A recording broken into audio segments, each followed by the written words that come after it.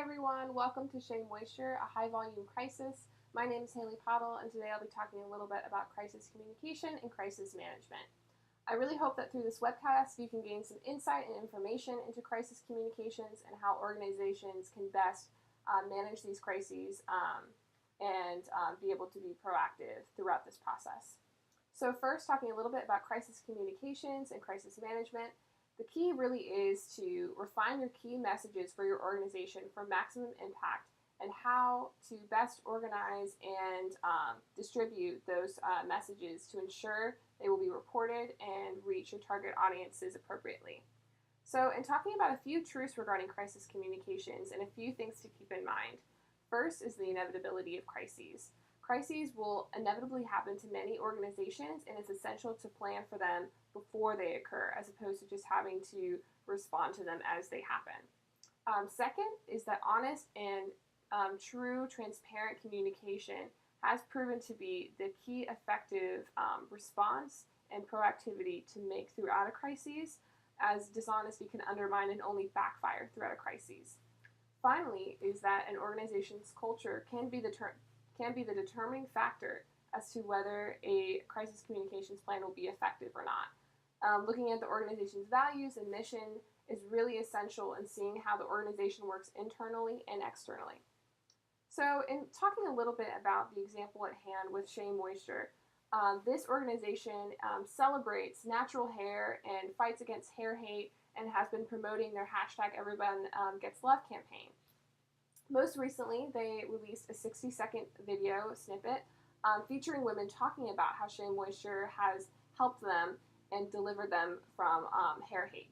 So this organization is well known for celebrating Black women and natural hair, and that has been primarily their target audience. But in this video, there were several women, I believe about 5 women actually, that were highlighted. Only one of them was from the African American community. And this was something that was released on social media and got immediate backlash. And the online ad was eventually taken off of social media, and then there was a quick and prompt response and apology from the organization to their consumers and their customers.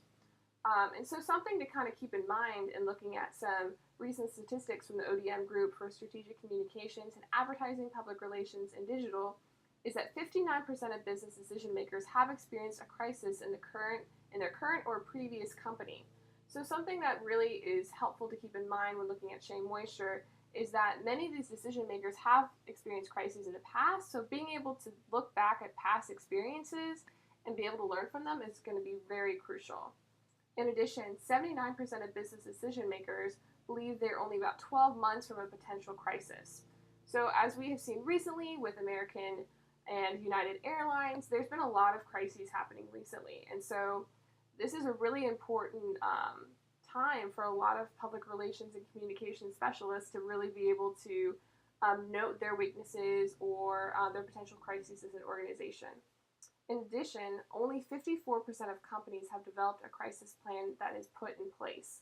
So being able to take those proactive measures is really essential, and only about 50% of organizations have done so. So a few takeaways and notes from some written blogs and articles recently. One from the Black America Web blog, one quote that talks about Shea canceling their ad after the online backlash says, quote, "Apparently SheaMoisture didn't learn much from the Pepsi debacle.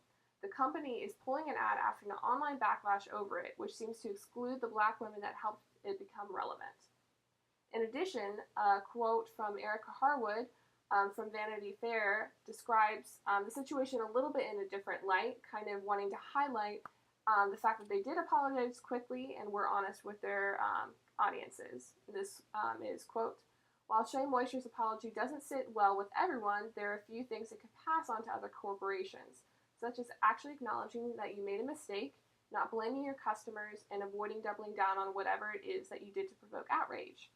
Not every apology is perfect, but some companies seem to have learned from United's and Pepsi's mistakes."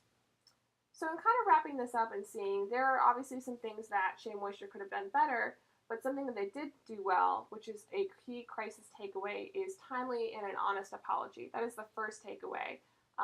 for crisis management, is to be able to honestly apologize to your audiences and stakeholders. Second is proactive preparation. Plan, plan, plan. Be able to prepare and really assess what the inevitable could be and be able to respond accordingly.